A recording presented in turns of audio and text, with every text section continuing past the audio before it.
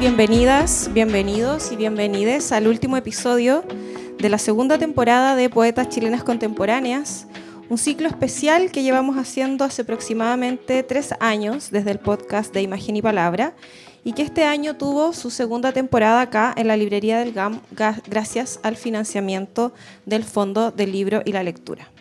Estamos muy felices del camino recorrido, de todo lo que hemos hecho como equipo por realizar sistemáticamente durante tantas semanas este podcast, un trabajo riguroso, hecho con mucha pasión y también con mucha convicción.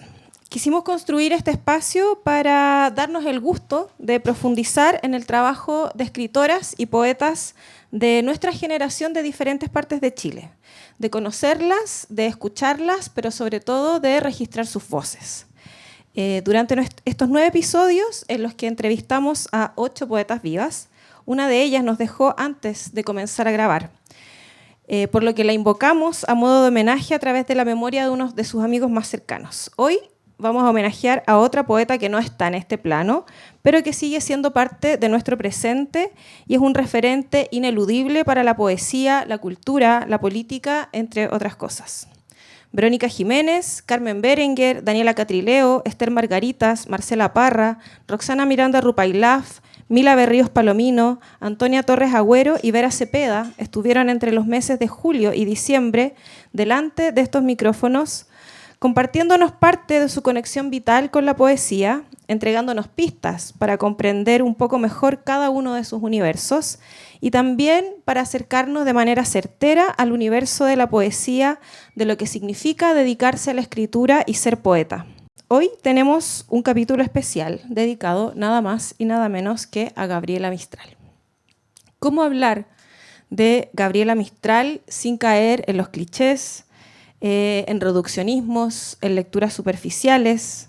¿Cómo acercarse a su figura sin todo lo que hemos tenido que aprender de ella, involuntariamente también? ¿Cómo llegar a conocerla?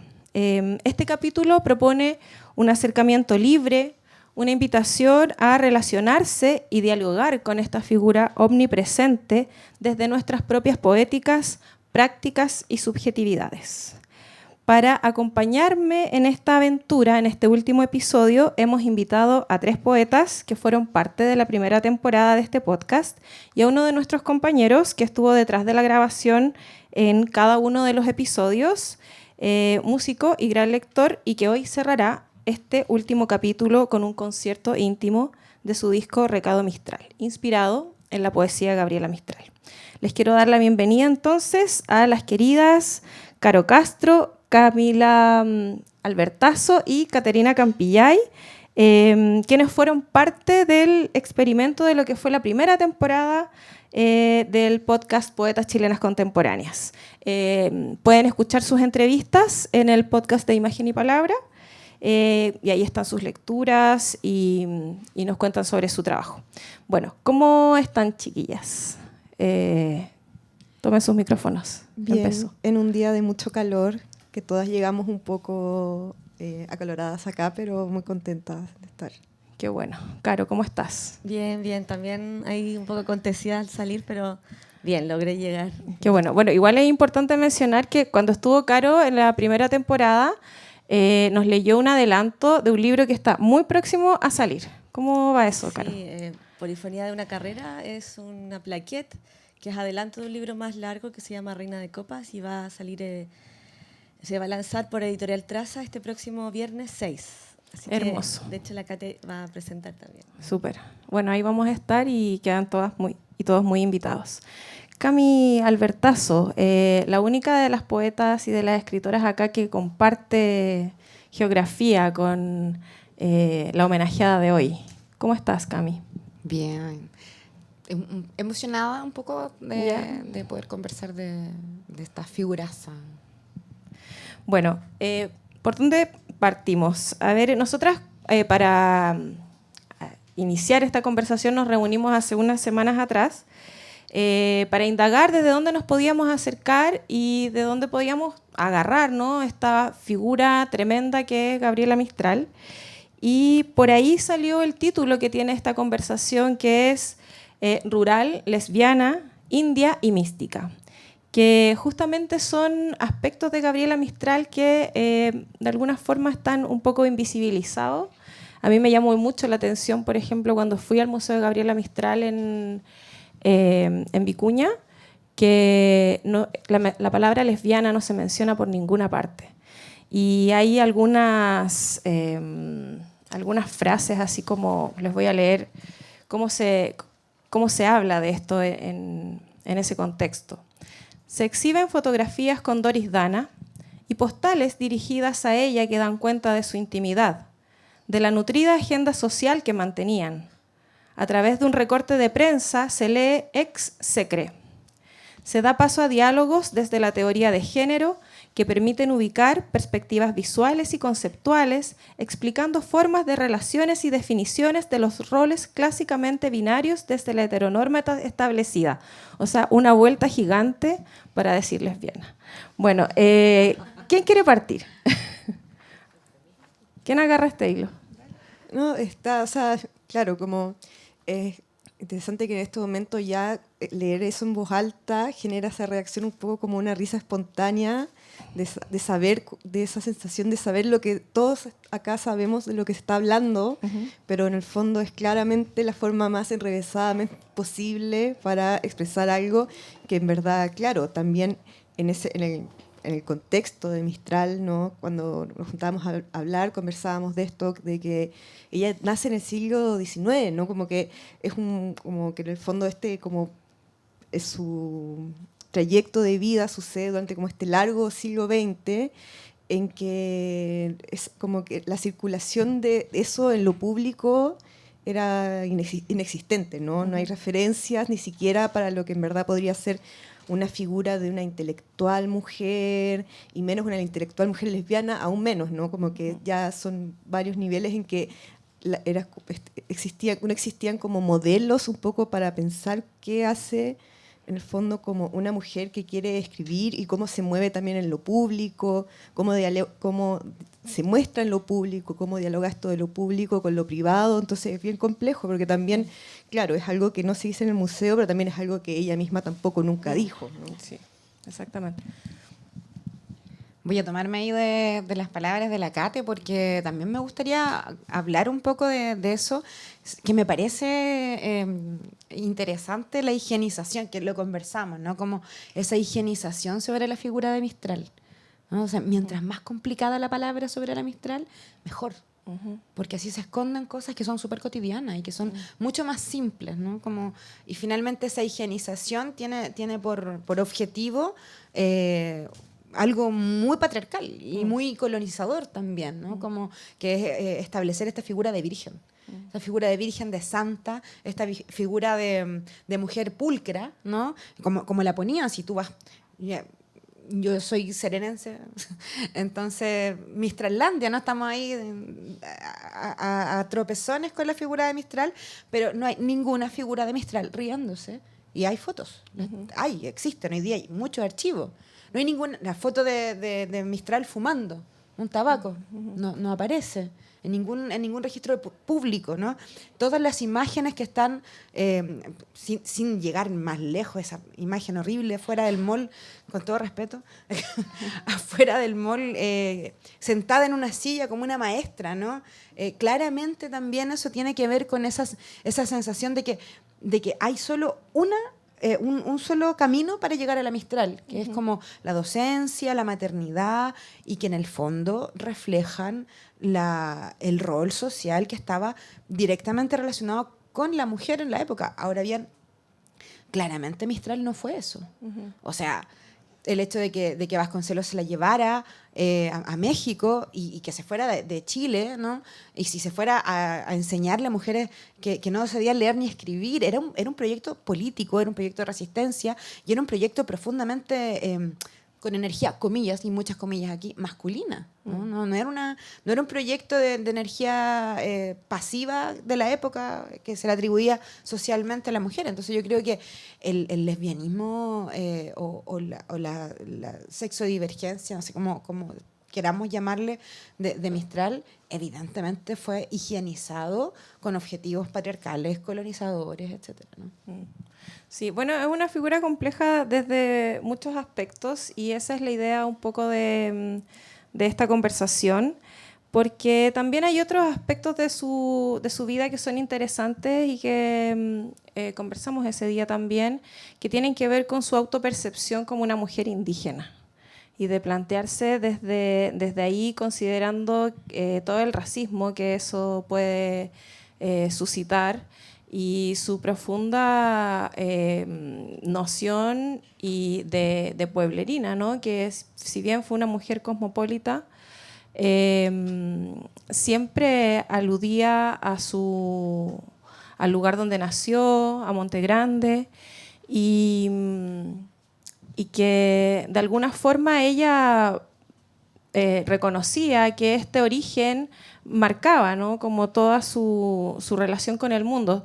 Es un dato bien conocido, no sé si tan conocido, pero que ella llevaba un puñado de tierra de Monte Grande en su cartera para todas partes, o sea, a todos los lados donde viajaba.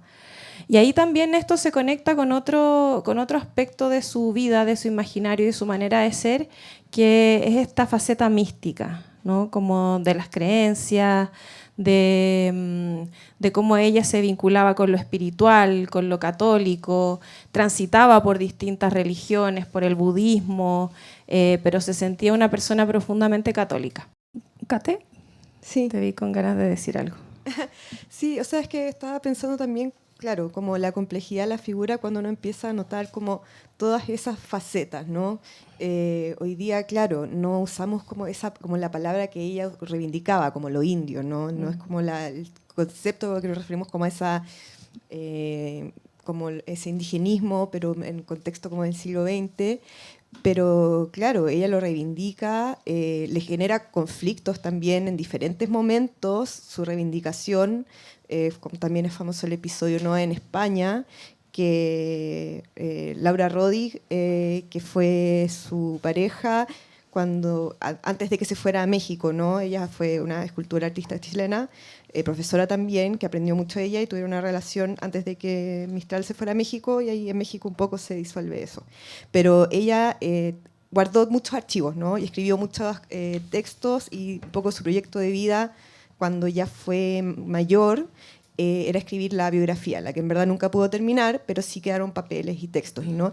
Y ese episodio como famoso en que está en una cena con personas muy importantes de la cultura española, que empiezan a tirar unos chistes racistas así horrorosos, y que ella queda indignadísima y queda así la grande. Eso ella, en el fondo, Rodin lo escribe como para publicarlo, para que sea como público también, como estos desaires a los que ella se enfrentó durante muchos momentos por, en el fondo, reivindicar todas estas cosas, ¿no? Como reivindicar su origen.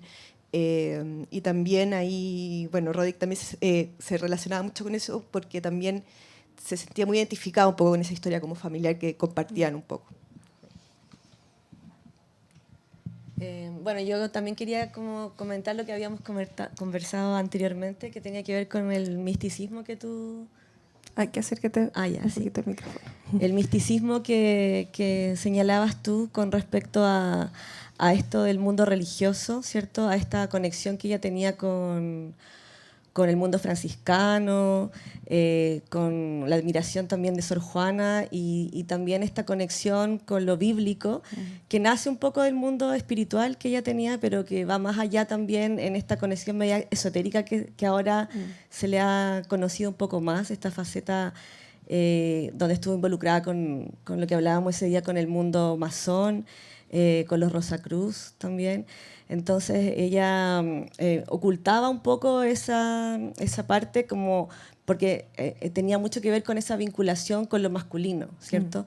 Como que desde ahí ella también podía como un poco validarse con el mundo masculino, y ya que efectivamente siempre trataron un poco de opacar su figura, más allá de que ella fuera una intelectual muy importante, incluso cónsul en algún momento llegó a ser también, ¿cierto? Sí. Políticamente. Pero desde ahí, bueno, yo había leído algunas cosas, había profundizado un poco más en lo que ella quería como encontrar en el mundo espiritual, pero siempre estuvo muy como caracterizado desde la conexión como con Dios o como con la divinidad. Y bueno, desde ahí también toda su obra que ensalza mucho un poco su historia con su madre, esa conexión religiosa que ella tenía. Sí, bueno, traje aquí otra cita de ella que dice: entre los 23 y los 35 años yo me releí la Biblia, muchas veces, pero bastante mediatizada con textos religiosos orientales, opuestos a ella por un espíritu místico que rebana lo terrestre. Devoraba yo el budismo a grandes sorbos, lo aspiraba con la misma avidez que el viento en mi montaña andina de esos años. Era para mí el budismo un aire de filo helado que a la vez me excitaba y me enfriaba la vida interna. Pero al regresar, después de semanas de dieta budista, a mi vieja Biblia de tapas resobadas, yo tenía que reconocer que en ella estaba, no más, el suelo seguro de mis pies de mujer. Mira, yo quiero decir algo de eso porque estaba escuchando a la Caro, que tiene toda la razón del mundo. Me estaba acordando también lo que hablábamos ese día. La primera biblioteca a la que accedió Gabriela Mistral fue fue una biblioteca amazona. Y eso está fechado, está registrado, hay archivos al respecto, ¿no? De hecho, Bordelibre hace muy poco sacó un texto que recoge, el año pasado, de hecho se llama Los Esplendores, y recoge un poco como toda esta archivística de a dónde bebió por primera vez las aguas del conocimiento, ¿no? Un poco más allá de las bibliotecas que... Lo dijiste como con retórica mistraliana. Sí, me poseyó.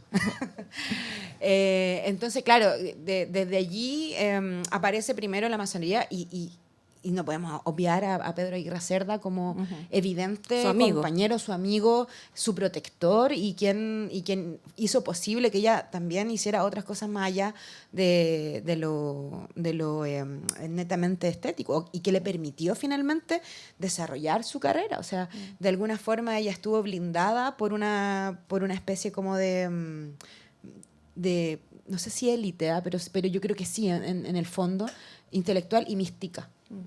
Como por ahí. Entonces no me extraña en lo absoluto que sea una gran lectora de budismo y que finalmente en ese libro Lecturas para Mujeres que escribe cuando va a México, también eso está ahí, ¿no? Como los textos que escribe para que las mujeres lean y los que escoge, porque ella también hace un trabajo de curatoría y de textos que ella quisiera que las mujeres leyeran, que también están súper ligados, o sea, no solamente a Sor Juana, sino que a San Juan, hay un montón de otros textos que claro, que están relacionados a lo místico y que parten justamente en esta faceta que yo creo tiene que ver con la apertura de mente más que...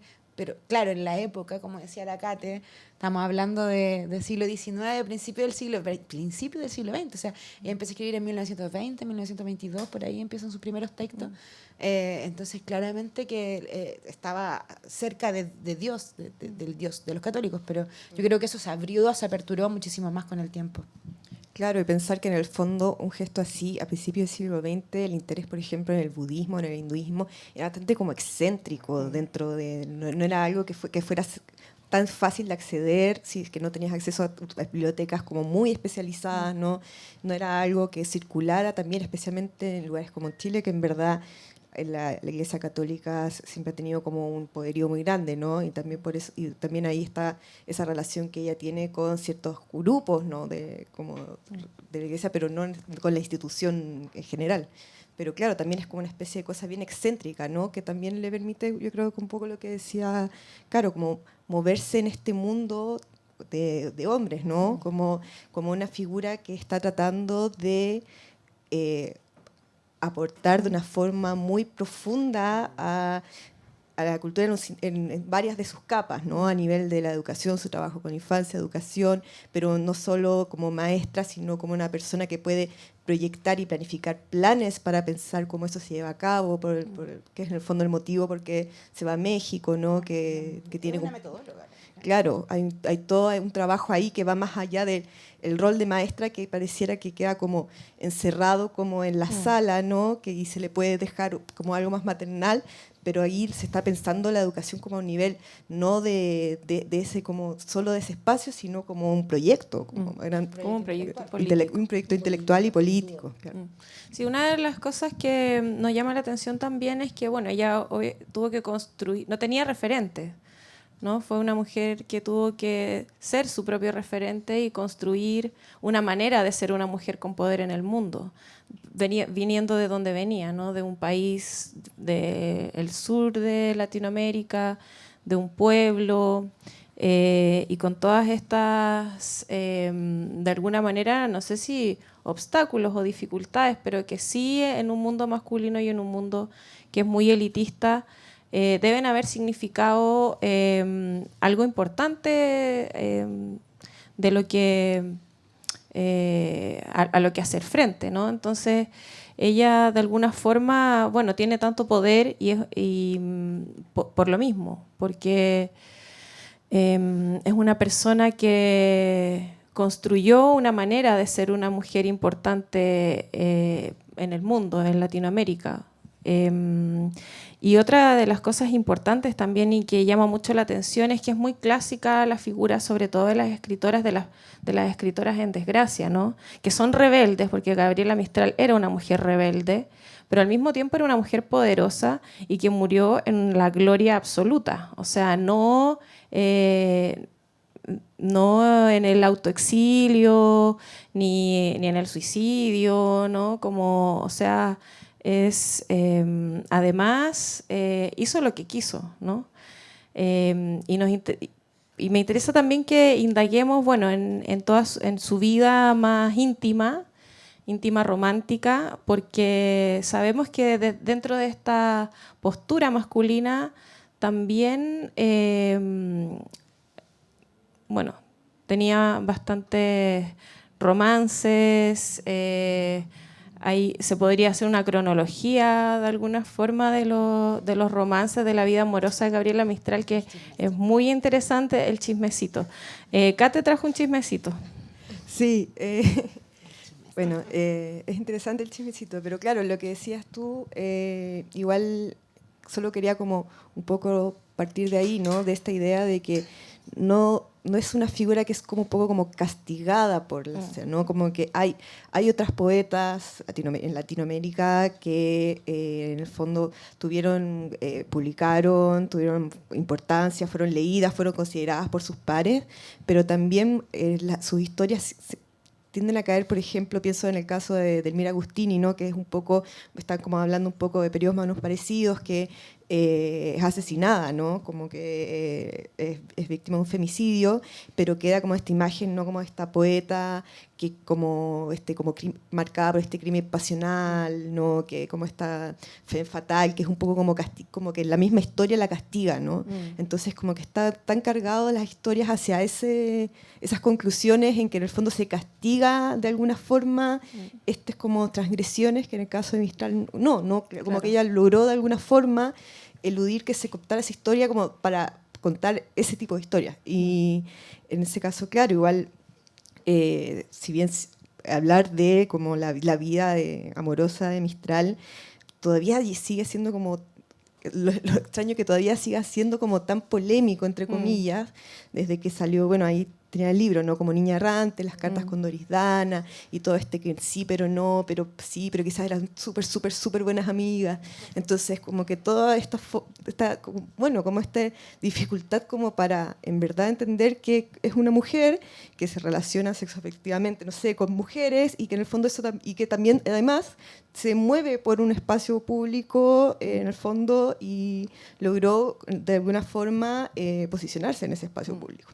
Yo, bueno, tuve el placer de editar un libro que escribió Jocelyn Valdebenito sobre Laura Roddick, que fue fue pareja de Mistral antes de que ella se fuera a México, ¿no? Cuando ella era maestra en Punta Arenas, después en Temuco, y cuando la invitan a México, ella se va con Mistral a México. Y en México, y ahí un poco Bueno, lo que nos quedan como estas cosas siempre son como las cartas o cartas entre amigas que se cuentan cosas y las cartas entre las personas. Entonces siempre queda una parte que nunca vamos a poder acceder como realmente como qué pasó este día, que dice como las cartas así como ese día en que tú me hiciste esto, que yo nunca te voy a perdonar. Bueno, nunca vamos a saber qué es eso que no se puede perdonar, pero sí se puede un poco ver más o menos cómo se dio, ¿no? Y Rodri la conoce ella siendo muy joven, ya era una artista, pues ella estudió arte muy joven, y pasan el tiempo en Punta Arenas juntas, ¿no? Y Rodrick tiene algo muy interesante que, como decía, era el tema como esta conciencia de que ese tiempo que pasó con ella, ahí había algo como absolutamente excepcional. Como que ella, como una conciencia de que la persona que estaba frente suyo, había algo que, en el momento en que todavía no era tan reconocida, no había publicado los sonetos, estaba haciendo clases, no era la Mistral que estamos hablando ahora, no todavía. Más bien en ese periodo estaba escribiendo Desolación. Entonces, pero ella tenía como una especie de conciencia de que estaba pasando algo que ella sabía que era un testigo fundamental de algo muy importante. Entonces, por ejemplo, están estos episodios un poco como ya así como de película, ¿no? que cuenta Roddy que en un momento Mistral tira como unos manuscritos de Desolación al estrecho de Magallanes y que ella se va a recogerlos porque dice como no, los manuscritos de Desolación, y los recoge como del agua congelada de Magallanes. Y bueno, después ya se alejan, Roddy después tiene otras parejas también a lo largo de su vida, y claro, siempre como que las cartas un poco dan cuenta de que Mistral le tenía como un gran resentimiento, y Roddy en verdad era como, esta era una persona que me enseñó mucho, muy importante, que yo le agradezco todo, y Mistral un poco como que la pelaba con sus amigos. Esa era como un poco la dinámica, pero así es, eso se puede ver en las cartas, ¿no? Entonces como bien distante. Y Roddick también es la que hace la escultura del busto de Mistral, sí, que está en Vicuña, que está en Punta Arenas, que Mistral no quería que lo hiciera, porque esto lo hace ya como en los 50, ¿no? Ya no estaban juntas, no quería que lo hiciera. Pero no tanto porque fuera ella, sino porque Mistral manda unas cartas diciendo que no le gustaba la idea de que le hicieran un busto, como la idea como tan así como escultural del busto. Más bien tiene una carta en que habla como, ¿por qué no ponen un huemul, algo más bonito? Como un huemul, o dice un huemul o un indio, que los blancos lo denostan tanto. Eso como que dice. Tiene ella un ensayo que se llama Menos cóndor y más huemul. Sí, porque es una figura como que está en su imaginario, porque claro. También está más ligado como a la energía como más femenina, como bueno, es lo que dice en el ensayo. Claro, entonces ella no le gustaba tanto la idea como del busto, como tan conmemorativo, como que, ¿por qué van a hacer un busto de mí?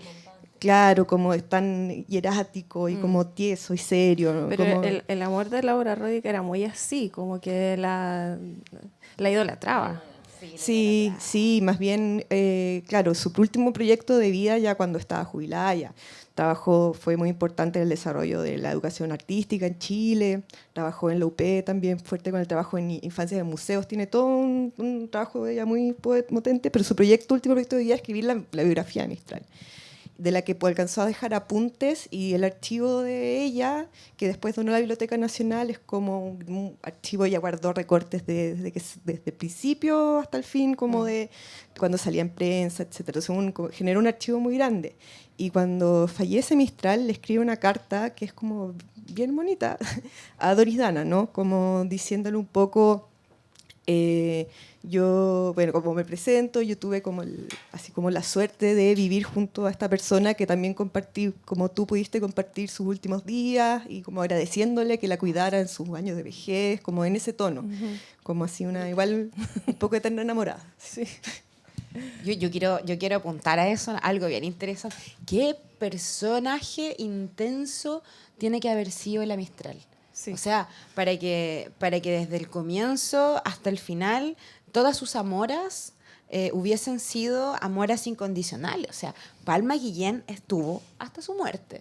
Hasta su muerte. Y criaron juntas a Yin Yin, y le llevaba las finanzas, que Palma Guillén es por la que dejan a Laura Roddick, y con la que se queda muchos años. Después viene una serie de otras amoras, hasta que llega Doris Dana, que Doris Dana tenía como 20 años de diferencia con ella, así tenía una cantidad brutal de años de diferencia, pero todas, el signo que marca a todas las mujeres que acompañaron sistemáticamente a la Mistral fue justamente esta adoración seguramente a un carisma, a una intensidad que nosotros podemos ver en las cartas, en Niña Errante, en Bendita mi lengua sea, en la cantidad infinita que tenemos de libros editados respecto de sus textos personales, en este mismo de la Pollera Ediciones que se llama Por la Humanidad Futura.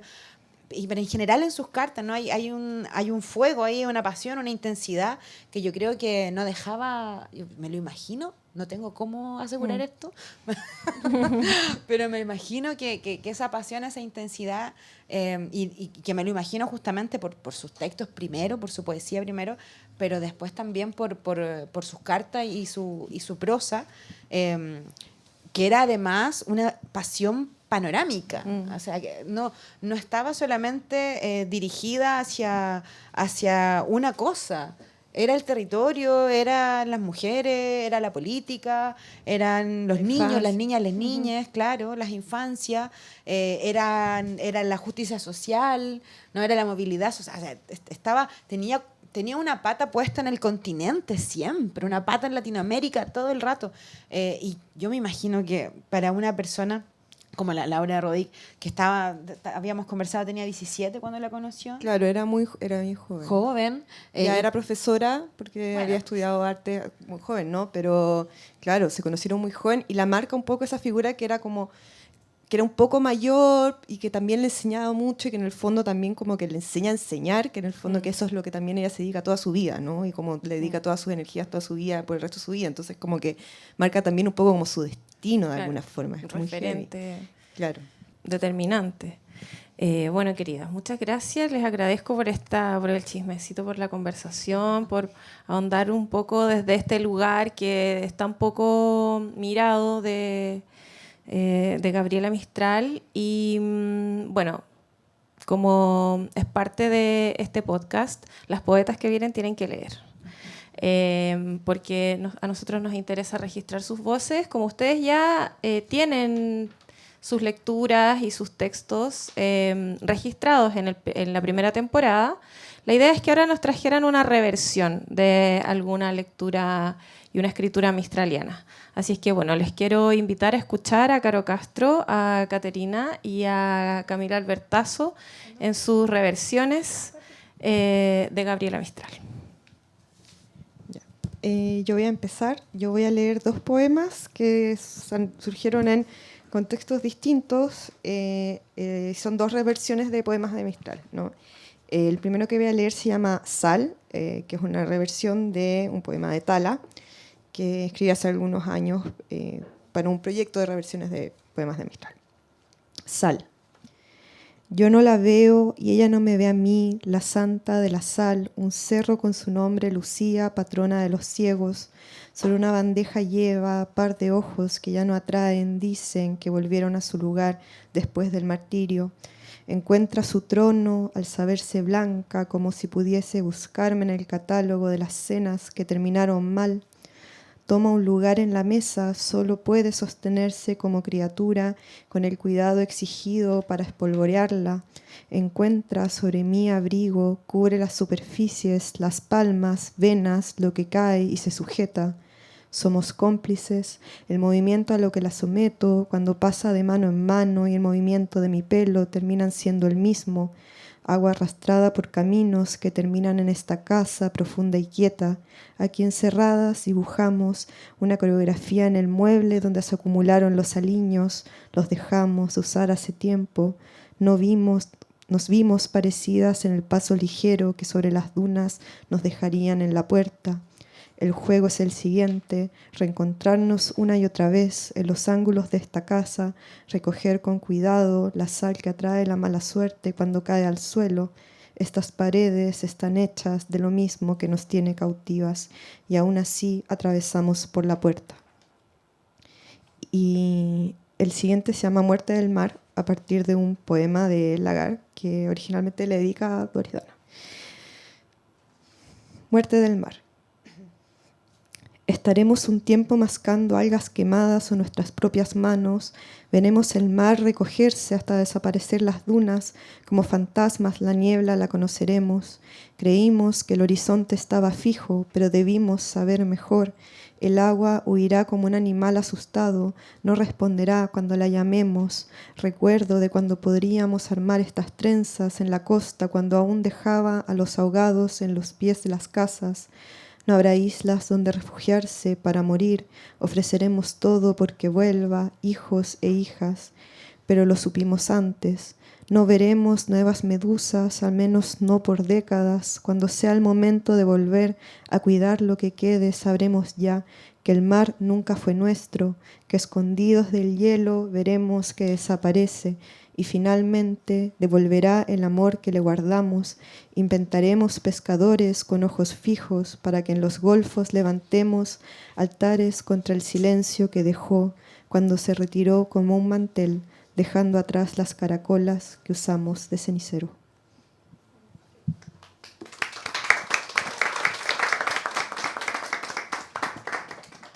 Muchas gracias, Kate. ¿Quién sigue? ¿Cami? Bueno, yo traje una reversión porque me interesa que leamos el original también, ¿no? Y traje una reversión de un texto que se llama, o sea, de un libro completo que se llama Poemas de Chile, y es súper lindo pensar que Poemas de Chile es uno de los últimos libros de la Mistral, y justamente yo estoy unida a la Mistral desde el territorio, ¿no? Eso es lo que me presentaste un poco así. Entonces, como estoy unida a mi pesar y a mi favor, de ambas maneras, porque tremenda figura ahí encima, quise reversionar justamente un poema con el que abre, no es el primero, pero es de los primeros con los que se abre el libro Poema de Chile, que es un canto largo al territorio, ¿no? No es más que eso, y que va pasando por distintos espacios del territorio, y como la figura metafórica es la de un niño que sigue un huemul, o un ciervo, ¿no? Un pequeño ciervo. Entonces, les voy a leer el original, y después mi pobre y triste versión. El niño indio. De entre picos y linternas viene un bultito trigueño. La bandada de los niños, medio cabritos y medio terneros, se lleva el niño de arrastre, silbando al mambrú del cuento, y mi sarmiento de cepa, mi huesudo compañero, que comió no más que molla y rastrojos de sarmiento, trazas toma y airecillo de campeón y reyesuelo. Yo miro y no quiero ver, palpo y entender no quiero, la carne que baila en las piernezuelas de vuelo. Voy a entrever a ese niño hasta con los ojos ciegos, y ellos me van a abrazar, oración, habla y aliento. Baila el indio, huesos duros, con mis mestizos de desechos, ríe para que ellos rían, salta, vocea los cielos. Solo ellos lindos son sobre tierra sin consuelo. Yo palmoteo la ronda y agito mis brazos ebrios. Las madres al umbral rezan aves y Padre Nuestros, porque otro día se va, y ellos. Esa es la versión de la Mistral. Y ahora viene mi pobre y triste versión. Eres muy valiente. No sé si valiente es la palabra.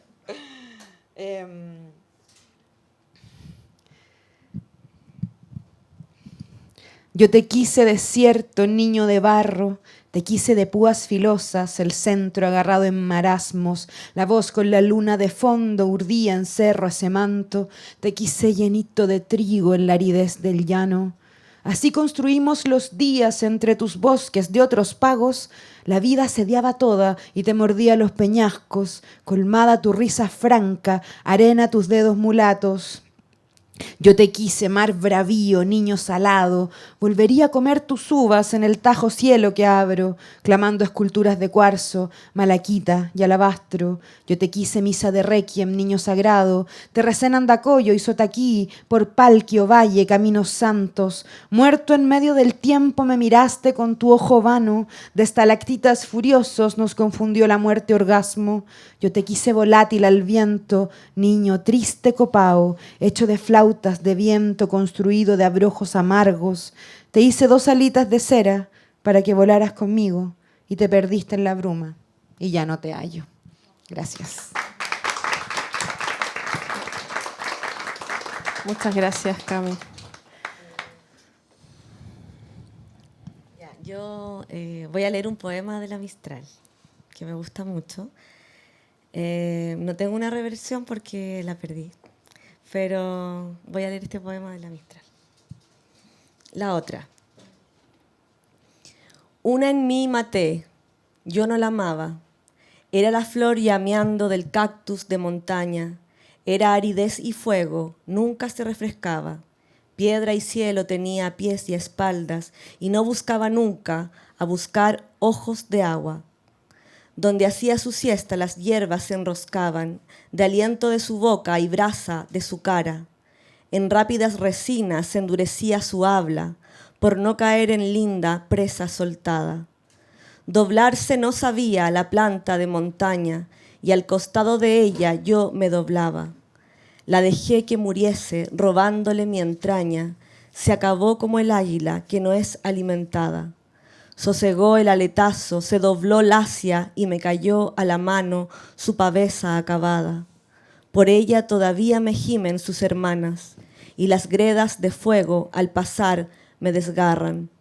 Cruzando yo le digo, buscad por las quebradas, y haced con las arcillas otra águila abrazada. Si no podéis entonces, ay, olvidadla. Yo la maté, vosotras también matadla.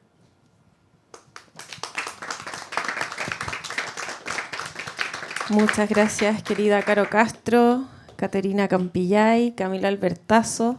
No dejen de escuchar sus episodios de la primera temporada donde nos comparten sus lecturas y también sus maneras de trabajar y sus universos poéticos. Ahora las voy a dejar en libertad. Se pueden ir porque va a pasar otra cosa acá. Y quiero que pase adelante Milton James, que estuvo durante todo este año y toda esta temporada en los controles, grabando episodio a episodio lo que pasaba acá. Y a mí me genera mucha duda, ¿cómo viviste eso? Como de estar ahí con los audífonos escuchando. Bueno, primero te saludo. Hola, Milton, ¿cómo estás? Muy bien. Raro estar acá ahora. Sí, pues raro. ¿Cómo viviste eso, no? De escuchar tanta poesía, tanta cosa que se habló. Fue súper bonito el proyecto, precisamente porque, bueno, quizás como mi oficio es el sonido, soy sonidista, grabo, o sea, estudié eso para grabar. Entonces, obviamente la poesía es algo que me interesa, pero las capas de la poesía y la difusión acá en Chile, la poesía es algo que tenéis que ser muy mateo, y lo fui descubriendo en el camino también. Pues hay mucha, bueno, a mí me gusta un poco más, a mí me gusta mucho la literatura, pero sé menos de poesía, que sé un poco más de narrativa. Entonces aprendí mucho. Y habían entrevistas así muy, muy divertidas, personajes, claro, que dan ganas de investigar más, de averiguar. Entonces, claro, uno está grabando, uno está pendiente de lo técnico, pero de repente una buena conversación o una buena poesía te saca una sonrisa y después te quedas con eso. Sí, yo te veía reír de repente. Y bueno, Milton nos viene a presentar hoy día un disco que se llama Recado Mistral, que es un disco justamente inspirado en la poesía de Gabriela Mistral. Y quería preguntarte cómo nace la idea de hacer este disco y qué significa para ti Gabriela Mistral.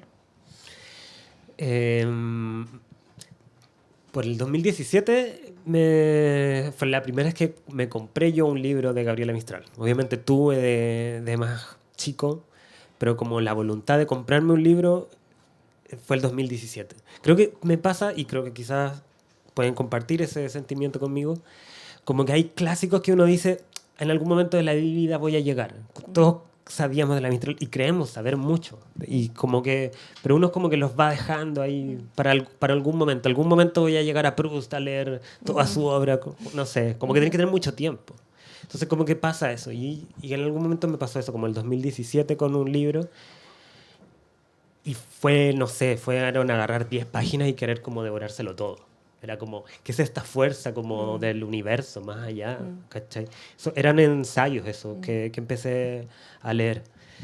Y de ahí me rayé. Hartos amigos pueden dar fe de eso. y en el internet hay material, hay muy buen chismecito, como lo que habían hablado. Está por un lado como todo su trabajo poético, todo su trabajo político, su biografía, sus cartas, sus romances. Hay una cantidad de capas ridículas, que todas son fascinantes. Podemos estar hablando por horas así de Gabriela Mistral, su etapa acá Toda en una Chile, temporada. en México, en Italia, cuando muere Gin Gin, después cuando se gana el Nobel, no sé. Y es todo muy trágico, es todo muy épico. Entonces como que es un tremendo personaje y que yo no me... O sea, uno como que se imagina que deben tener muchas capas, pero es absolutamente más grande de lo que yo me podía imaginar. Y mientras más iba consumiendo, más quería saber. Y ahí me metí, dije, no, era como una excusa, empezar a hacer canciones, agarrar y leer su poesía también como una especie de deporte. Y ver cómo agarrar algún instrumento y decir como con cuál puedo hacer música. Y que no fuera como declamar y como música, sino como que tuviera alguna musicalidad. Entonces yo me lo puse como una especie de desafío personal. Supongo que también tiene algún... pero no me quiero dar como acreditar eso, como de difusión, ¿cachai? Sí he tenido la suerte de gente del extranjero que me ha dicho como, oye, sabía de Mistral, pero me metí a leerla gracias a esto y como muy bacán, pero cosas muy puntuales, pero claro, la Mistral les conocía en todos lados. Pero para mí lo hice por una cosa así, era la excusa que tenía como para poder meterme como en el personaje. Súper. Bueno, no les quiero quitar más tiempo para que pasemos entonces a escuchar a Milton, que nos tiene preparado un concierto íntimo para que pasen sus músicos. Sí, los invito a los chicos que me van a pasen acompañar adelante. acá. Esto nunca lo habíamos hecho de tocar este disco. O sea, hicimos un lanzamiento hace mucho tiempo, pero con otras canciones, pero esto es exclusivamente tocar las canciones de este disco. Me voy a pasar al escenario. Bueno, despedir esta segunda temporada de este podcast, Poetas Chilenas Contemporáneas, en la librería del GAM. Y bueno, quiero agradecerles a la librería por acogernos todo este año, pero sobre todo a mis compañeros y compañeras, a Milton, que ya lo mencioné, que lo pudieron conocer, a Ricardo Hinojosa, que ha estado detrás de las cámaras, a Soledad Varela, que ha sido la productora de este podcast, a Sebastián Rifo, que hizo toda la gráfica y toda la imagen visual del podcast, y a Alexis Pino, que nos acompañó en la edición de video de los podcasts. Bueno, al Fondo del Libro y la Lectura, a todas las personas que fueron parte de las grabaciones que nos acompañaron, los talleres literarios, los cursos que vinieron, y sobre todo también a quienes nos escucharon en YouTube y en Spotify en estos 9 episodios. Muchas gracias por estar acá y nos vemos en la próxima.